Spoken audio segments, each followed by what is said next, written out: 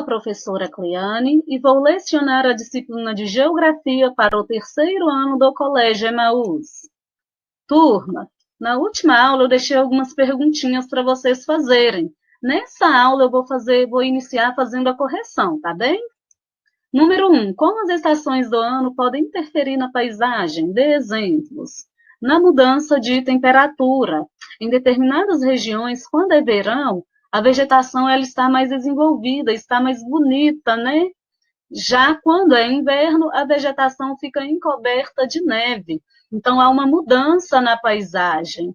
Então, quem vai interferir nessa mudança da paisagem vai ser a mudança de estação, a mudança de temperatura. Quais são os agentes externos que causam transformações na paisagem? Os agentes externos, gente, são aqueles que agem por fora, que agem na superfície, né? É a água, o vento, a temperatura. Nós não podemos descartar também que o ser humano, ele causa transformações na paisagem. Os animais também causam transformações na paisagem.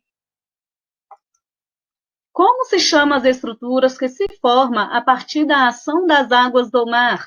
São as falésias, né? São aqueles paredões que a gente encontra nos litorais. De que maneira a ação do vento altera a paisagem?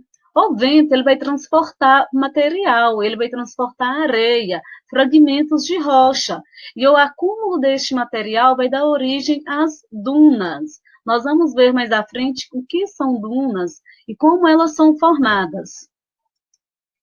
Vamos entender agora o que é relevo e conhecer algumas formas de relevo. Você já reparou que a superfície terrestre, parte do planeta onde vivemos, é irregular? O que quer dizer isso, gente, irregular? Que tem elevações, tem alto, tem baixo, tem plano. Já observaram quando vocês vão de casa para a escola, quando vocês vão à casa da avó, à casa do tio, à casa do amigo? Existem diferentes alturas. Você sobe morro, você desce morro, você anda no plano. São essas irregularidades que formam o relevo, que a gente chama de relevo, né? E o relevo, gente, ele vai ser formado a partir do desgaste, das modificações que a superfície terrestre vai sofrer ao longo do tempo. Quem que vai causar essas modificações? Os agentes externos, água, vento, o ser humano e os animais, e o calor do sol, e os agentes internos. Lembram quais são os agentes internos? Terremoto, vulcão, tudo que for resultante da ação interna da Terra, né? Tudo que for resultante do movimento das placas tectônicas. O planalto é uma forma de relevo, com a superfície elevada e com o topo mais plano. Observem, superfície elevada e topo mais plano. Superfície elevada e topo mais plano. No planalto, gente, ocorre o desgaste pela água e pelo vento. O que quer dizer isso? Quando chove, a água vai bater nesse solo, vai cair aqui e vai desagregar material. E esse material ele vai ser transportado para a área mais baixa, para as regiões mais baixas. Da mesma forma, o vento.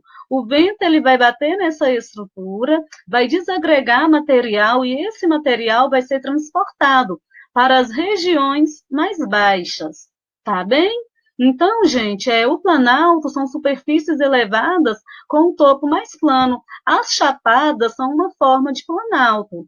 Nós temos como exemplo aqui no Brasil, nós temos várias chapadas, Chapada Diamantina, Chapada dos Veadeiros, dentre outras, né?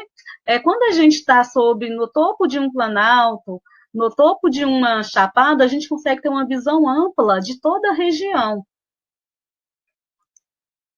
As dunas, vamos entender como as dunas se formam? Observem aqui no 1. O vento, né, ele vai atuar, quando o vento ele vai transportar materiais, vai transportar areia, vai transportar pequenos fragmentos de rocha, e quando o vento ele encontra um obstáculo, esses fragmentos, esses sedimentos, né, esse material, ele vai se acumulando. como a ação do vento não para, né, ela é constante, mais sedimentos, mais material vai sendo acumulado. E a partir daí a duna ela vai se formar. Então as dunas, gente, nada mais são do que o acúmulo de areia, o acúmulo de sedimentos. É um processo muito lento, gente, a formação das dunas. É um processo lento e gradativo, ou seja, ele vai acontecendo aos poucos, não ocorre de uma vez a formação das dunas. E as dunas, elas podem ser também, elas não são fixas, né? Elas podem se deslocar de um local para o outro. Se é o vento que leva à formação das dunas, então o vento está constantemente transportando este material. Aqui no Brasil, nós temos as famosas dunas do Maranhão, que são os lençóis maranhenses. É um local, gente, de paisagens belíssimas. Aqui nessa imagem 3 e na imagem 4 e imagem 5, são algumas imagens dos lençóis maranhenses, das dunas no estado do Maranhão. Essa região belíssima atrai turistas de vários cantos do mundo. A planície. A planície, gente, é uma forma de relevo baixa. Na planície ocorre o acúmulo de sedimento. Lembra que eu falei para vocês que no planalto há o desgaste do material? Esse material que é desgastado no planalto, ele é transportado para as regiões mais baixas, como a planície. É um relevo aplanado, onde predominam os processos de acumulação de materiais que são desgastados e transportados das áreas mais elevadas para as áreas mais planas. Aqui nós temos a planície do Rio Amazonas, né, como um exemplo, e a planície do Rio Araguaia. Montanha. Gente, as montanhas são as formações de relevo mais recentes do mundo. E são as montanhas também que possuem as maiores altitudes, né? As montanhas, gente, elas se formaram recentemente. Então, os agentes externos, né, a água e o vento, ainda não atuaram de forma para desgastar essa estrutura. E é um processo extremamente lento também. Então, as montanhas são grandes elevações do terreno que se destacam em relação ao seu entorno. Um conjunto de montanhas formam as cordilheiras.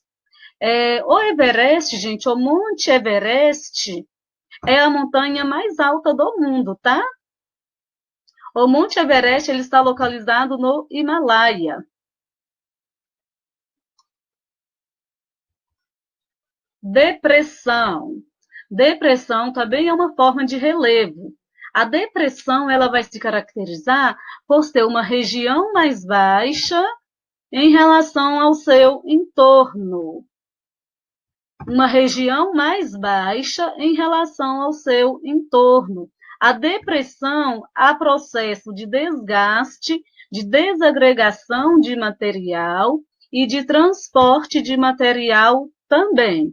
Observem aqui um exemplo de depressão. Nós temos o Planalto no seu entorno, que é uma região mais alta, e uma região mais baixa, que são as depressões. A gente não pode confundir depressão e planície. Depressão, ela vai se caracterizar por ter o seu entorno mais alto.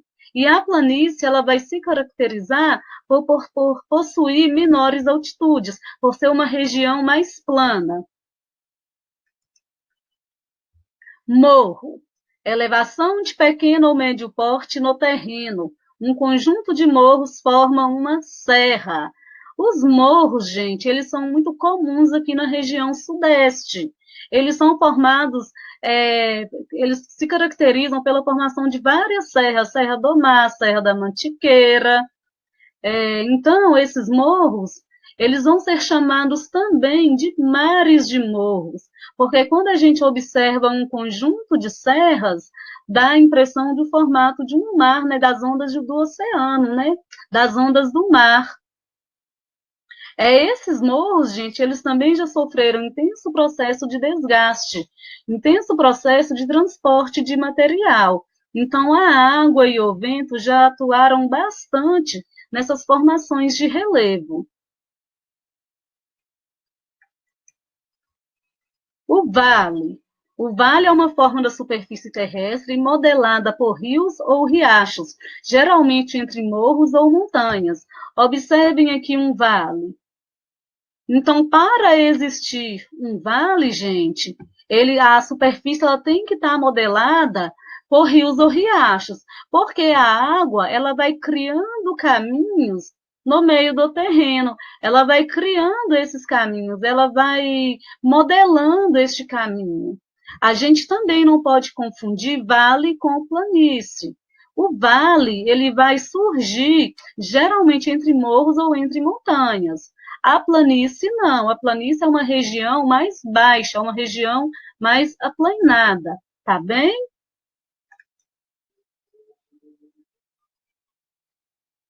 Nessa imagem, nós estamos observando como se dá a ocupação do ser humano no relevo. Normalmente, gente, o ser humano, ele ocupa as partes mais planas do relevo, as partes mais baixas, que são as planícies, né? E também os vales, são regiões mais propícias à construção de moradias, são regiões mais propícias à instalação de indústrias. Nessa imagem aqui, a gente observa que a área urbana ela está localizada em um vale. Já nessa imagem, é, a gente percebe que houve uma ocupação das áreas de morro. Por que, houve essa ocupação das áreas de morro? E qual que é o problema, gente, da ocupação em morros? Então, gente, a cidade ela vai crescendo tanto, o processo de urbanização ele vai crescendo, a população urbana ela vai aumentando. Então, a população da cidade se torna muito grande. Então, as moradias nas regiões propícias, né, não são suficientes para toda essa população. Então, essa população ela vai se instalando nas áreas mais afastadas, e normalmente são áreas de morro, áreas de encostas. Qual que é o problema, gente, dessas instalações em áreas de encosta? Desastres. Desastres ambientais, e pode ser desastres naturais ou provocados pelo homem. No início do ano, nós vimos alguns deslizamentos, né? O que que acontece? Essas áreas de ocupação em encostas, em morros, são chamadas de áreas de risco. Áreas de risco são regiões onde não é recomendada a construção de casas ou instalações, pois são regiões expostas a desastres naturais, como desabamentos e inundações. Quando chove, gente, o solo ele vai ficar encharcado, ele vai ficar ensopado. Então, esse solo ele vai ficar pesado e vai deslizar, principalmente quando falta cobertura vegetal. A cobertura vegetal, ela protege o solo. Mas se existe construções, se existe moradias, a cobertura vegetal ela foi removida. Então o solo ele vai ficar desprotegido. E quando o solo ele fica desprotegido, os processos de erosão podem ocorrer com mais facilidade. Processo de erosão, gente, também é quando há o transporte, né, de massa. Então, esse solo aqui, ele vai deslizar. E observem, quando isso acontece, principalmente em épocas de chuva, pode causar muito dano, né? Muito dano para as pessoas, inclusive. As pessoas podem perder, inclusive, a sua vida, né? Elas perdem a sua moradia também. Então, assim, essas regiões não são regiões propícias à instalação de casas e à instalação de indústrias. São consideradas áreas de risco. Vamos finalizar aqui essa aula sobre as formas de relevo. Na próxima aula, nós vamos continuar estudando sobre paisagens naturais, nós vamos estudar sobre os rios, né? Sobre os recursos hídricos, sobre climas. Vamos entender o que é clima. Tem algumas atividades aqui para vocês fazerem. Copiem as perguntas no caderno. Se preciso for, assistam a videoaula novamente. Façam anotações para fixar melhor o conteúdo. Bons estudos para vocês. façam a atividade com muito carinho e lembrem-se, juntos no caminho certo.